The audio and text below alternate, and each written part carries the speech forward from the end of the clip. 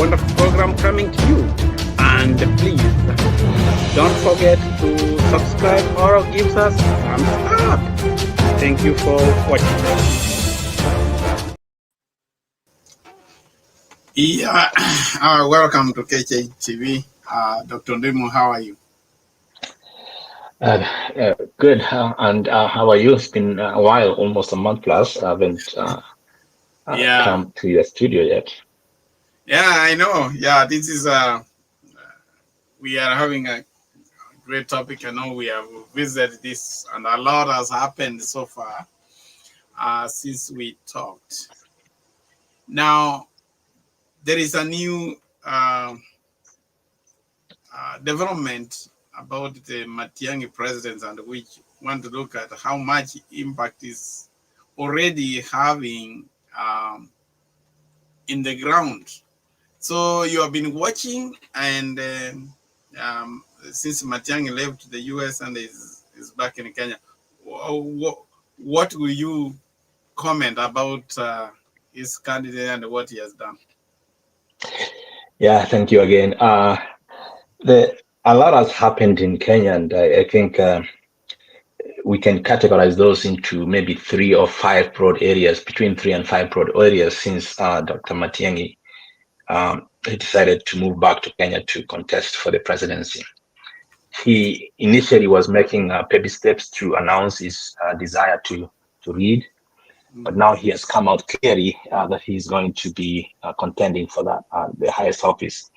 What has happened is his entry into the fray has reconfigured the opposition.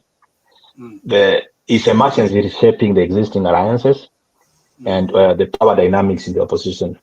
Previously, there were leaders who thought they were front runners, and that has now disrupted that, and it's going to be making some people uncomfortable. Kalonzo, for example, perhaps, and others were thinking that they are the only front runners with Muse Odinga, right, kind of joining the government. It left Kalonzo to be the front runner, but with the emergence of Matiangi, it's reshaping the composition of the opposition. So there's speculation that his candidate actually is creating tensions, and we saw that early this week.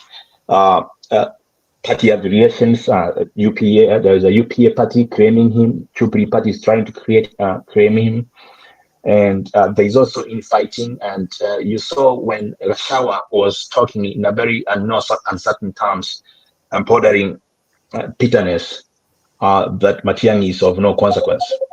People of no consequence, attention. People of no consequence really don't are not talked about. People of no consequence do not bring any tension or coalition disruption. So obviously, when people say you are of no consequence, you are of consequence. That's the opposite. So so that's what I'm saying. So Matiangi has appeared on a national convention for Jubilee party. There was no any major announcement made, except that he was among the Jubilee members as a member of Jubilee. And as far as I know, Matiangi was a member of Jubilee. He was in the Jubilee government, and there is nowhere where it was said that he has moved to another party. So why was it creating tension? Because it was not news, because he has been a member of Jubilee after all. There was speculation even before that National Delegates Committee meeting of Jubilee that he was going to be made the deputy party leader. And thereafter, the party leader was going to step down in his favor so that he becomes the party leader of Jubilee. Yeah. There was that speculation, but obviously that did not occur. And I believe it's because of whatever reasons that were occurring behind the scenes. And he even never spoke. The fact that he comes into a party meeting, never speaks, but his presence alone creates limbos and makes everybody uncomfortable, tells you that he's no pushover. sometimes not speaking is also speaking around. Okay, yeah, we have Abel Mukua from Mukua Times. Abel, how are you? I think you are muted. Sorry. How are you? I'm good. Good. How are you, Abel? Abel is from Kenya and is with Mukua Times. He's one of the political analysts we really admire on the ground in Kenya. Welcome, Abel. Thank you so much. Good to be here. Yeah. So yeah, we had it started and we are talking about the impact of Matiangi candidacy on opposition unit, which I know are a topic you are so passionate about. And the question we're answering is, Matiangi appeared on the National Delegate Conference for Jubilee as a member of Jubilee, and it looks like it has caused some shockwaves. Why was it doing that? Because as far as we know, Matiangi all along has been a Jubilee member. Why was it becoming news? From my side, I think it was basically because Dr. Fred Matiangi, first of all, when they were getting to this game of politics, Rigathi Gachagua had laid some rules. In that Matiangi was supposed to go back to the Gusii region, come up with his own party, and then use it now to negotiate with the opposition leaders. Yeah. And the motive behind Rigathi Gachagua's instructions, it was basically to ensure that Uhuru Kenyatta does not become relevant in Mount Kenya again. Okay. So basically, the motive of the people who are right now complaining of Dr. Fred Matiangi's joining the Jubilee Party, it was basically to stop Uhuru Kenyatta, who is interested, of course, in the Mount Kenya politics as well, and basically to Rigathi Gachagua to ensure that he's the man to call shots within the Mount Kenya region. So basically, yeah, even Matiangi joining the party is not a major problem. The issue is Uhuru Kenyatta coming to take over the Mount Kenya, which Rigathi Gachagua wants to be in full control. Okay. So, Dr. Nim, what you take of that? He's the man from the ground. And that really sounds pretty credible. And the fact that he's creating limbos means that through Matiangi, Uhuru Kenyatta can show and flex his muscle. Want to? Hello? He joined the call. That Fred Matiangi is calling shots, not because of he's not new. Fred Matiangi has been there before. He's known to be a performer. He is a credible person who can change. And the reason why Gachagua, in fact, is very uncomfortable is because he wants to link fence, like my friend has said, link fence Mount Kenya so that he can go to the negotiating table and be a bully. Let me say this, be a pulley to the next presidency, because he's not going to run. He can't run for office. So he wants to be a pulley. He wants to get himself, produce himself to the table. And that's the only way he can do it. He knows without Mount Kenya, he cannot go anywhere. Whereas Matiangi cuts across all regions, cuts across all generations. He is very popular. So he knows unless he pushes him into the real corner, then he cannot be able to win. Winning meaning that he cannot produce his way to the table. Well, yeah, Mukua, what do you say about that? Now, what I can add on what he has just, if you look at Martha Karua, she's having a party from the Mount Kenya region by the name TLP. Again, if you check, Justin Muturi has a party as well from the Mount Kenya region. And then now we got to ask ourselves this question, that why is it that now the Jubilee Party is becoming a problem? Now, of course, Dr. Fred Matiangi is also interested to be a flag bearer within the opposition team. And we know before Matiangi came from the US, we had already, there was an likely agreement between Gachagua and Kalonzo Musyoka. So Matiangi is coming, there's a threat that creates there, where he's the only candidate who has a solution to some of the Kenyan problems right now as we speak. That is service delivery. So when it comes to the Jubilee, he gets to Mount Kenya, they destabilize Rigathi Gachagua first. Second of all, he will definitely take the support in relation to what Kalonzo can get. He will surpass Kalonzo by far. So Kalonzo is also not feeling well when Dr. Fred Matiangi joins the Jubilee Party, because he knows now it becomes a favorite to the Mount Kenya people. So in a nutshell, right now it is a wrangle that is there, basically because of the flag bearer position and the control of the Mount Kenya region. Yeah, that is basically what I think is happening in the Mount Kenya. Okay. Now, why is it that why does Mount Kenya matter so much? You know, we have talked about Mount Kenya all the time, and there is the rest of Kenya. And if anything, if we want to look at, I want us to share this and look at, this is the last election, how William Ruto and Raila, the presidential results for last time. And actually, to watch down, I would want us to look at the map. That is exactly where Ruto in yellow, that's where he got his votes, and Raila got the rest of the country. That Ruto got won the Mount Kenya region and other regions of Rift Valley and other things. Why is it that the mountain is so special, Mr. Mukua?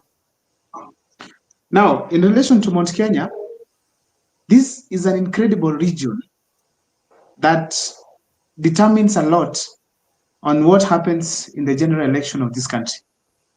Why am I saying so?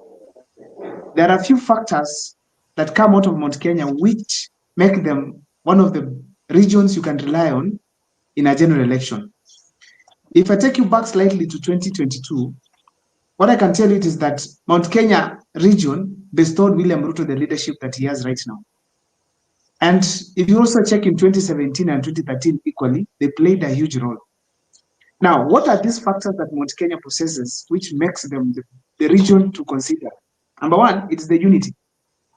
These people, when they decide to vote one direction, almost 100% go to that direction.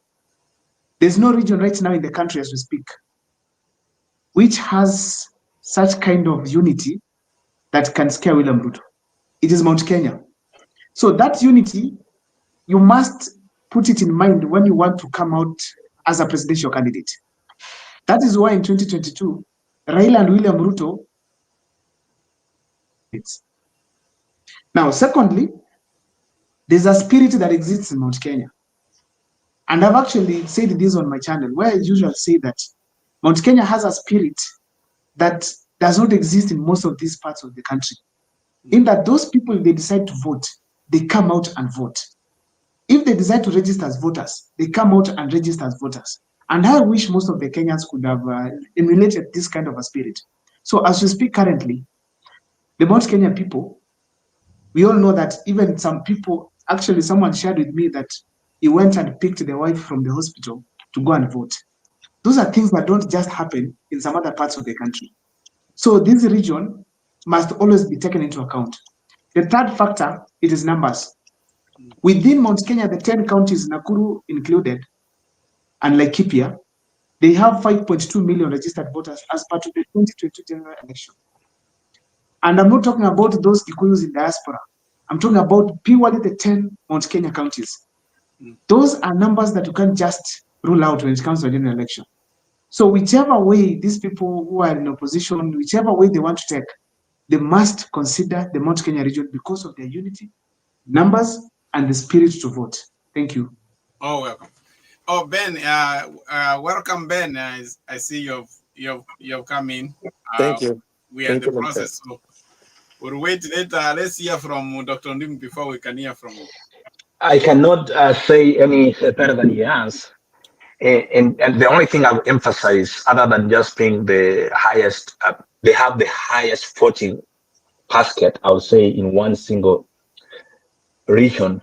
You know, they're in a small space within central Kenya. But the population-wise, obviously they are 23% of the population. And if you win 22% of that population of the entire voting block, you already need just a topping, something more like an icing on the cake. So the fact that we have seen where they fought as a team and they fought in one direction, the only time they split and they lost was in 1992. Remember when we had the late Muse Kibaki ran and then Matiba were running, the only combined vote would have beat Moi, because Moi got 36% and the two of them combined were at 50%. So if those two who split the central Kenya region had combined efforts, they would have easily won. And subsequently, when they started voting as a bloc, they have since produced a president.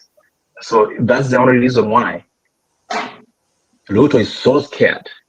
And he knows the only person who can bring those out, I'm telling you, is a man other than Okengo Matiangi. And that's really scaring him a lot, because Matiangi is not from the region, yet he's actually on the ground, as I hear. Maybe you can tell us, Adams, Obed, whether that is true or not. Okay. Good. Now, on Matiangi, or maybe, am I the one to speak? Yeah, go ahead. Now, Matiangi's support base here in Kenya, it cuts across every region. And honestly, I want to tell you that is the best candidate that the country will have in 2027. As we speak right now, I was doing an analysis recently, and I was talking about the process of becoming a president and being the president. Now, Matiangi has the best qualities of being the president. But when it comes now to the process, this determines the decisions that you will make. Right now, as we speak, Mount Kenya, they are procedural. They have a structure. Despite that, the people of Mount Kenya make a decision. Like right now, they've made a decision. William Ruto is one term. Whatever he does, he will go home. They don't want him. And that is what is stressing William Ruto. So the votes are there. For these votes to reach Dr. Kemo Freddy Matiang'i, it will actually determine, the determinant there is the decisions that you will make, and also the way you will act with the people of Mount Kenya right now as we speak. Because one thing we know, we have a leader right now, who is Gachagua. But Matiang'i is more allied to Uhuru Kenyatta. And the fact remains, when it comes to the common mwananchi, Gachagua commands. But when it comes to power, Uhuru Kenyatta commands. So it is just the decision making that Dr. Kemo Freddy Matiang'i has to ensure that he's right, to remain at the safer side of getting the votes of the Mount Kenya region. Because regardless of Matiang'i being a performer, we have to remember that we've had leaders before who have been very good in performance, Peter Kenneth, but they have still been left out because of decision making. That is very key for Dr. Kemo Freddy Matiang'i, that he has to make the right decisions so that he can attract the support of Mount Kenya entirely. Yeah, Mokua, you know, you are so philosophical. You have given some insight there that the process of becoming a president, in a very good point you have raised. Even if you are still popular, you need to work towards getting those votes to become a president. Ben, Yes. Ben, what do you think of that? You are muted. Can I answer the first question, Dr. before I had on that? Okay. The first question, why Mount Kenya is very important and very crucial in an election in Kenya. First of all, we have to accept the fact that during the independence, the Mount Kenya played a very important and crucial role for us to gain independence in Kenya. More people in Mount Kenya died. Well, number one, they know the value of the leadership. As Dr. Ondimu said, it's only 92 that they rose because Moi was very technical and very cunning. He's the one who brought that technicality to make sure they divide the votes. In 2007, if you remember, you could not go anywhere if you don't have a vote in the mountain. You have to make sure you have a vote before you do anything, in transaction, any business in the mountain. So I concur with my colleagues that Mount Kenya is very crucial. Okay, let me answer the question, that is the second question, why it's very important for Matiang'i to make sure that he owns it. If you remember, President Uhuru said, you can't be given power. You remember? He said you have to own it. You have to go for it. So he has to make the right decision, as my colleague has said, and he's the leader. He is the one that heads the towards the presidency. Everybody is swallowing. Everybody wants this is sweet to be a president in Kenya, but you have to own it. You have to make the right decisions. We can only give advice, but he's the one to determine which decision he makes for us to win the elections. So, you know, we have talked about the mountain, and the word Murima has become synonymous, as we say. Okay, it's Mount Kenya a region. Probably a glance of it is out of the counties which are bordering Mount Kenya, and most of them, Kirinyaga, even Meru, all are included here. And it's as you say, it's a foot region. In the last election, those are the number 80 county, the number of registered voters, which as Mokwa said, range is more than 5 million. That's a big chunk of the votes. But then, now my question is, why do you think now they will listen to Uhuru and yet they never listened to Uhuru in the last election? Uhuru told them to vote for Raila, but they ended up voting for Ruto. Why do you think now they are likely to listen to Uhuru?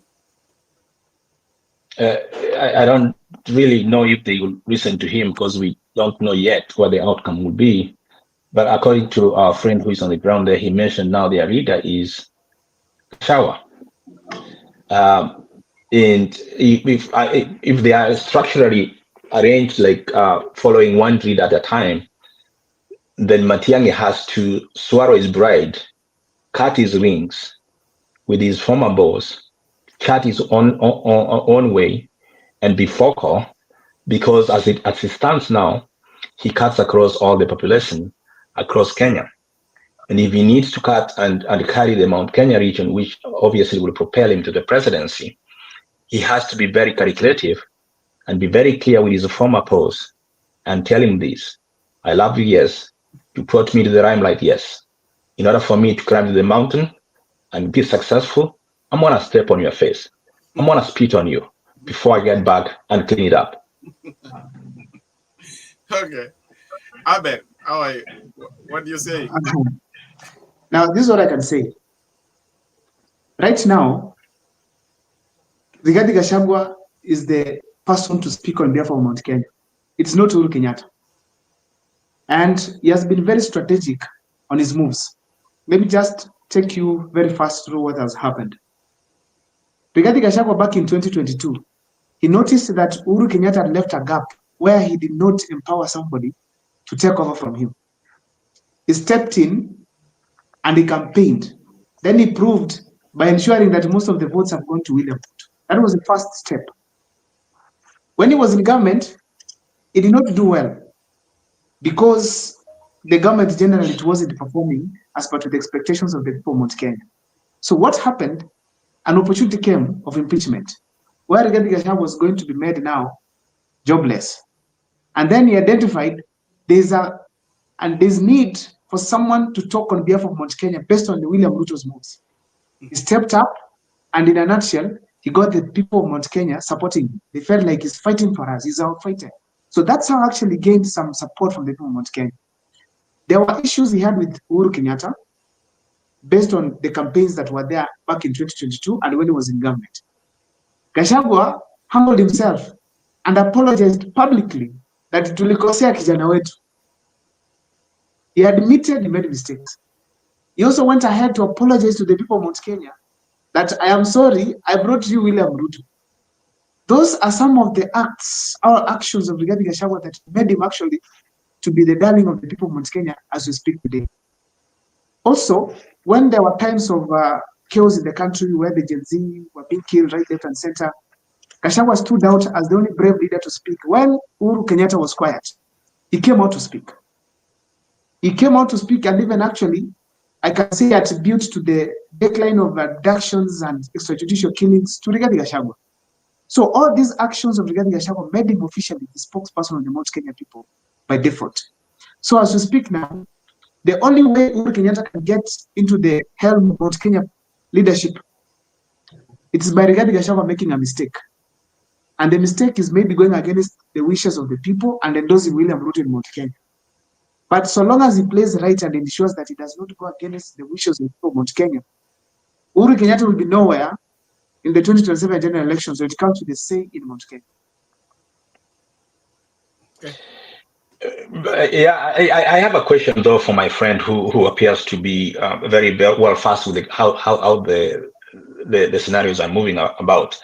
Here is now situations, and these are reality scenarios that might occur.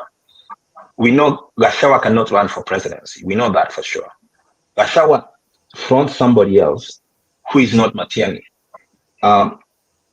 Why is he very guilty of Matiangi? Why is he guilty? Why was he so venomous? Why did he speak venom, if you will, yesterday or the other day, saying that Matiangi is of no consequence? I haven't heard him anything other than trying to create his own space. Why do you think he's so bitter about him? You are breaking. I hope I got you right. When it comes to the issues right now that are arising from the opposition side attacking Rigathi Gachagua here and there, I don't blame the opposition as such. The blame has to go to Matiangi now here. There's a way he needs to put himself so that even if the opposition wants to attack him, I want an excuse. Right now as we speak, Dr. Matiangi is a bit cold. He hasn't gotten into active politics. He hasn't pronounced some things straight. And this does not go well, not just with the opposition, but with the rest of the country. And actually, one thing I want just to tell you is that the problem here Matiangi has, it is the conversation in Mount Kenya. Because I'm telling you, the rest of the country is okay with Matiangi. But the Mount Kenya votes are very important. So when Gachagua speaks, he knows precisely the complaints of the people of Mount Kenya, what they want from Matiangi. So far, Matiangi is yet to come out as the Matiangi people need. The expectations people had before from the US were there. But right now, they are low. We hope that Matiangi will be able to actually lift everything so that at least he can be where the people are expecting him to be. So the noise, the courage Gachagua to come out and attack Matiangi is basically because he knows there are some weaknesses in Matiangi that he has not fixed. So if Matiangi fixes them, you won't hear this noise. So he needs to work very hard, convince the people of Mount Kenya that he's an independent leader, he's not a project of Uhuru Kenyatta, and he can make his own decisions, and he can campaign and take William Ruto home. And that he's willing to do that. Once he does that, the people of Mount Kenya will definitely pass the same information to Gachagua. He will know that the mountain is speaking, it is Matiangi. So once Matiangi creates five, all these noise will be quiet. I don't know whether I've answered your question. Can I answer the question too? Okay, Ben. I think the fear of Gachagua, Daktari, if he thinks that Matiangi is going to own Jubilee, he's dividing the votes of the mountain. Because he knew that he would be able to come up with the mountain, he can be able to command all votes, so he can come to the table and ask Matiangi with his small party from Kisii, as he was reaching, how much do you have? So he can be able to negotiate. But now they are dividing. You know, it's a threat. Gachagua knows that this is a threat that Matiangi is coming up. I agree that Matiangi should be able to make his own decisions and other things, but also from other side, he's being threatened. That's why he's just counting others and he's leaving Matiangi out. He's just afraid of what's coming up with. So I can, if you allow me, Daktari, maybe the time will come. I have advice for Fred when we get there. Okay. Well, that's very good. Now, my question is, assuming things are going like that, because it looks like the opposition is they have sidelined Matiangi because he has decided to join Jubilee.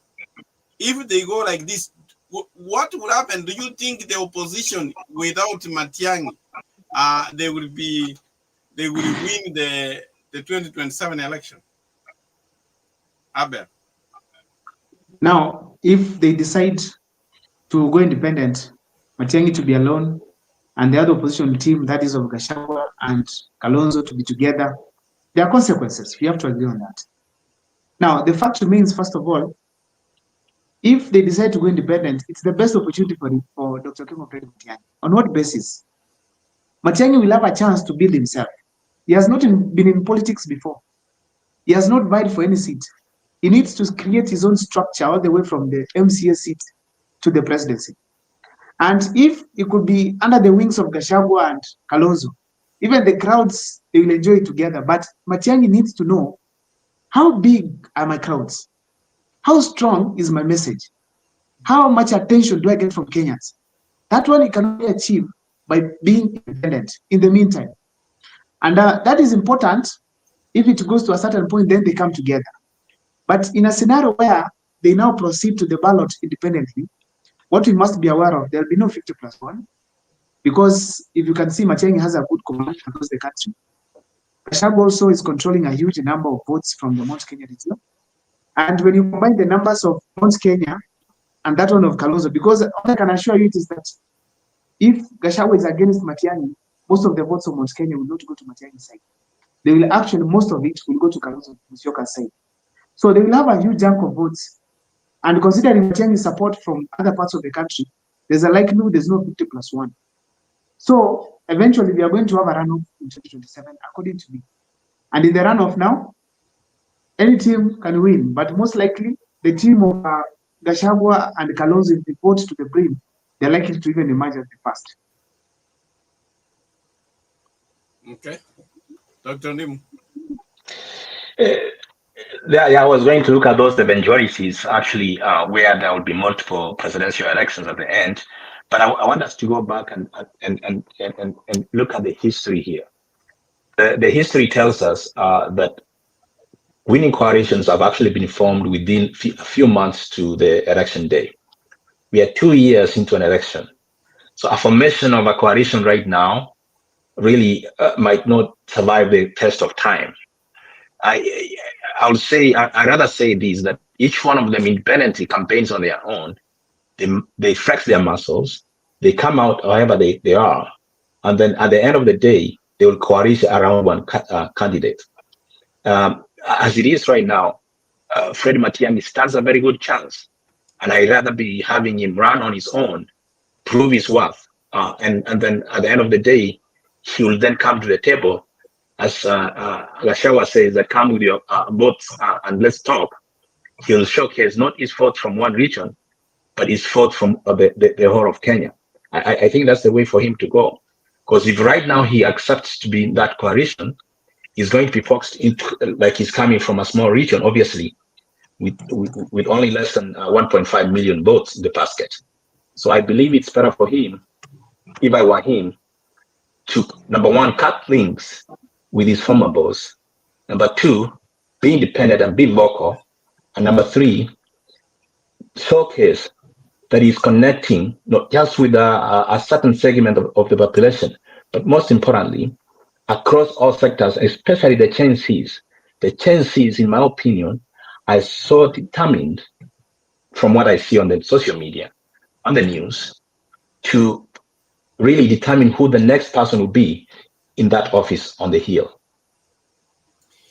But why do you insist that he has to cut links with his former boss? I mean, Uhuru Kenyatta is the retired president who is the one who picked Matiangi. Otherwise, Kenya could have not known Matiangi other than the people he taught in university, and maybe could have been known. I mean, he's the man who brought this profile up. And absolutely. Yeah, absolutely. It's undeniable. It's undeniable that he's the one who propelled him to be where he is. It's undeniable. It's like when you're going to the moon, there is that caste that brings you and then lets you go. I think if Uhuru Kenyatta really wants this man to be president, I think he needs to let him go too. The reason why he's carrying his package, he'll be carrying his package. And his package, as you all know, any president has his successes and failures. His failures in central Kenya are more pronounced than his successes. So we don't want him to be dragged around to be carrying his failures. So that's the first reason why he must cut his links. Number two, and which is very critical, Mount Kenya, as my friend said, is very structured. And their spokesperson is none other than Gachagua. So why should he be dealing with a retired president who helped him come to the limelight and not deal with those who are in the political arena? I think he needs to come out of his shadows. Those are the only two reasons. Well, the only thing is that Gachagua is not like he has influence, but he has a mouth, and I mean that is the same what he used the last generation, and now he went back home crying after being impeached, and he might also be having, as you said, 2 years to election is a long time. Maybe they are just wiping his tears. The reality will come that will he have that influence. And if you look at one example, this is exactly, you cannot underrate a former president. See what happened in Botswana. Yes, Ian Khan did not want this vice president, but the vice president won the election. But coming to this re-election, through Ian Khan, actually, that's how Duma won the election. He made sure he's a former vice president rose to be re-elected. So you cannot underrate the former president as such. They also have their own system. Can I also chip in a little bit, Daktari? Yes. We go with the history. In America, Al Gore actually failed because Clinton told that if he goes ahead of the campaign for Al Gore, because he had a package, he thought that he would spoil his votes. Do you know what happened? And even his book, he regrets why he packed up. He could have even campaigned for Al Gore. That's number one. Number two, I agree with Dr. Undimu partially. Don't even distance himself from Uhuru, but be forefront. Don't wait until Uhuru says something. Talk and be the head so that you know you are a leader. You are a presidential candidate now. You don't follow what Uhuru says. Number two, why Matiangi? Let's be honest. Why Matiangi in Kenya? Because of his performance, because of what he did, because what people expect in Kenya is the change from Matiangi's performance history. So what I would be able to advise is that as he continues, he can distance himself, but build a correlation of all these parties. I was listening to Matiangi when he was being asked in one of the media houses. He said, look at Israel. That guy talked to everybody as he continues to the elections. Then he can be able to conclude, and then he can be able to win elections. So it's very important. Don't lose anybody here. We need everybody, but be forefront. Okay. Abel, our time is fast going. Abel, you have to say something? Now, there's something you guys said about why Gachagua is so important here. When Matiangi works with Uhuru Kenyatta, what we must agree that, as my colleague said, Dr.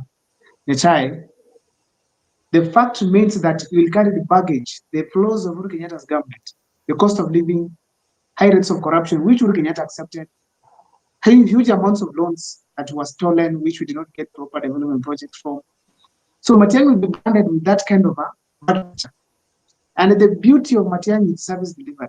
So eventually, when these kind of flaws are linked to Matiangi, he will lose We will lose the Matiangi we know in the public eye. We will lose him. Secondly, Uhuru Kenyatta, when he was the president, he did not deliver for Raila Amolo Odinga. And the people of Mount Kenya rejected him. Meaning there's a problem between the people of Mount Kenya and Uhuru Kenyatta.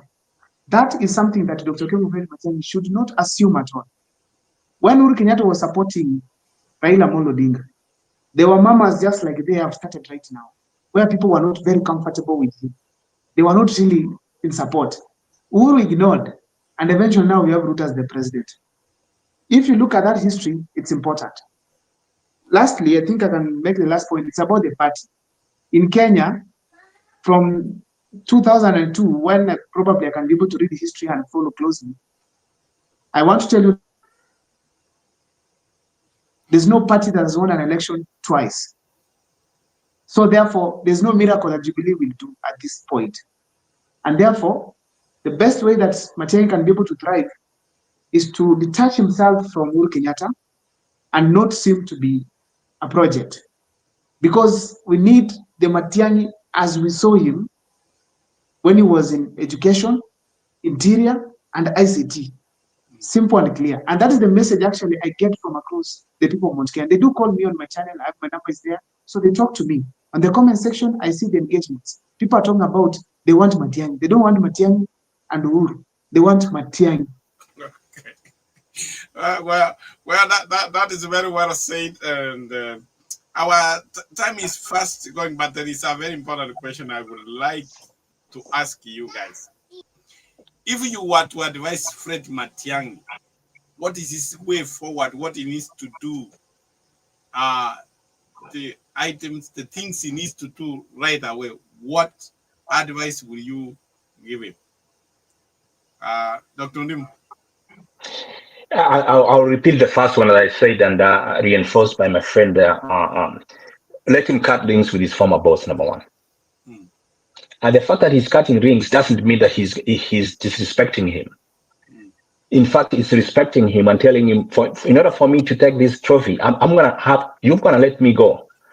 And in some occasions, I'm going to hit you hard on the campaign trail so that I can cut that image of an independent man. That he should do. That's number one. Number two, once he has cut links, he must go out and connect with those people who are so much yearning for him. He shouldn't be waiting and be in the boardroom right now. In my opinion, he should hit the campaign trail. He should connect with the hoi baroi, as they call them, and get them excited. He should get the people excited about him, such that even when Gachagua says that Matiangi is of no consequence, people will tell him, no, we know him, we understand him, we connect with him. That's the man we want. Those are the only two things he can do right now, if I were him, and stop campaigning alongside that group of people. He should come to the negotiating table when he has a big, huge crowd behind him saying, we want Matiangi. That's what I would say. Ben, what do you have to say? Our time is fast. Yeah, I will take a very few minutes. I think this is what I love to, so that Matiangi can be able to succeed. Number one, I agree with the Daktari. Let him be a leader. Let me be a leader and make a decision to be a presidential candidate. Number two, don't forget your friends, professors, students. Take up a phone call and call and talk to those guys. People are complaining where they have not even seen him. They have not talked to him. I think I will be able to talk to Daktari CS that please don't fail to talk to your friends. Already they want to support you. Because you know why, Daktari? Moi succeeded because he talked to chiefs, DOs every morning before he goes to Arambe House. And he succeeded. Don't take one person's information and you go to the media. Talk to friends. Talk to your people from every angle of the corner of Kenya. That's the advice. Number three, stay on course. People know you are a performer. Stay on course Me, I was thinking even Jubilee, if he goes there, he's the chairman, he will do it. He will make it to be a straightforward. But if he makes another decision to make his own party, it's okay. So let him be himself and go Okay. for it. Okay. Okay, please. Our time is going. Abel, what advice would you give someone? Now, the advice I can give quickly is that let Matiangi now stop chasing leaders and get to the people. People are missing him, and that's very important. He needs to create a connection with the people. Right now, Matiangi is find him. You can't get him on the streets. You can't get his message. That is very diminishing. I think it is diminishing him a lot. The second thing, I think Dr. Kemofedi Matiangi, later on, he needs to launch his party. He hasn't declared that he's in Jubilee. We just saw him in the NDC. They did not say he's the party leader, so there's still a chance. Right now, the NDC has exposed his enemies, the thinking of Gachagua and many other people. So it is the right time for him now to make a decision. I expect him to launch a party that will be national, not from Kisii region, national. Lastly, I think Dr. Kemofedi Matiangi needs to impress the youth. So far, he's very far from the youth who called his name in the streets that we need Matiangi. Right now, we don't see him even talking about the youth as much. He just says they need to be leadership, but does he even feel he's closer to them? We can say Maraga is closer to youth than him, and that is very wrong. So please, that's my advice to Dr. Kemofedi Matiangi. Thank you so much, gentlemen. It has been a very nice conversation. Abel, thank you for joining us from Kenya. And I think you have made us feel what is on the ground. That's very good. We will try to keep it. And I hope we'll continue the conversation. Thank you for your time. Thank you. Thank you. Thank you.